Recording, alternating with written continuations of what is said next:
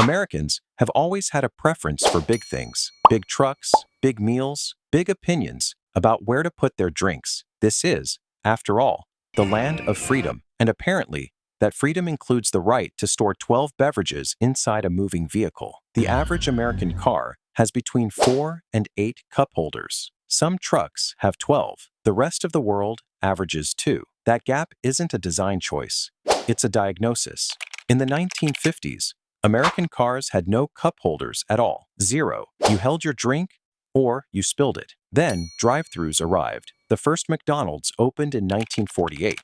And Americans started eating entire meals behind the wheel. Not occasionally, constantly. Automakers didn't add cup holders because they cared about your comfort. They added them because you were going to bring that large Starbucks iced white chocolate mocha with vanilla sweet cream cold foam and caramel drizzle anyway. And a drink that takes longer to order than to drive through is not sitting on your lap without consequences. Engineers designed for behavior, not for ideals. And your behavior said, I do not drive this vehicle, I live in it. The commute, the lunch break, the after-school pickup, the 11 p.m. gas station run, all of it, inside the car. The car eventually stopped pretending otherwise. Think of it like a drain. Nobody installs a bigger drain because they want flooding. They install it because flooding was already happening. The 1966 National Traffic and Motor Vehicle Safety Act forced automakers to start thinking about what happens inside a cabin during a crash. Loose objects become projectiles. A 16-ounce bottle at 60 miles per hour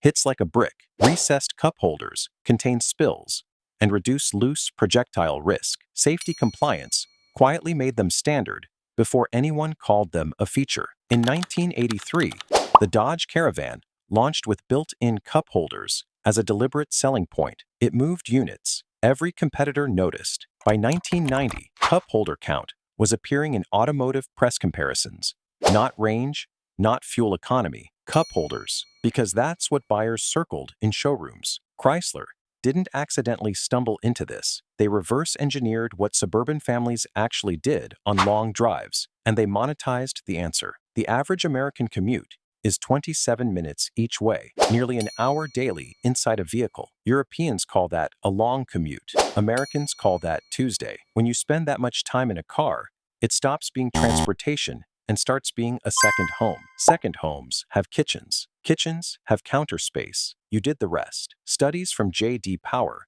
have consistently shown that interior storage, including cup holders, ranks among the top factors in buyer satisfaction scores. Not horsepower, not towing capacity, storage. Automakers, building for U.S. markets, engineer specifically to that metric because satisfaction scores affect resale value, brand loyalty, and dealership ratings. Your cup holder count is a financial instrument. Here's what nobody tells you. That liquid is the enemy of your interior. Leather warps, foam deteriorates, electrical components routed under center consoles short out. Cup holders invite the very thing that destroys them. If you've never cleaned yours, really cleaned, disassembled, and cleaned, there is almost certainly mold growing inside your car right now. And I mean that literally, not metaphorically. You were given the holders. Nobody told you to maintain them. That oversight will eventually cost you either an interior detail bill or an electrical diagnosis you won't see coming. Subscribe, because the next thing you don't know about your car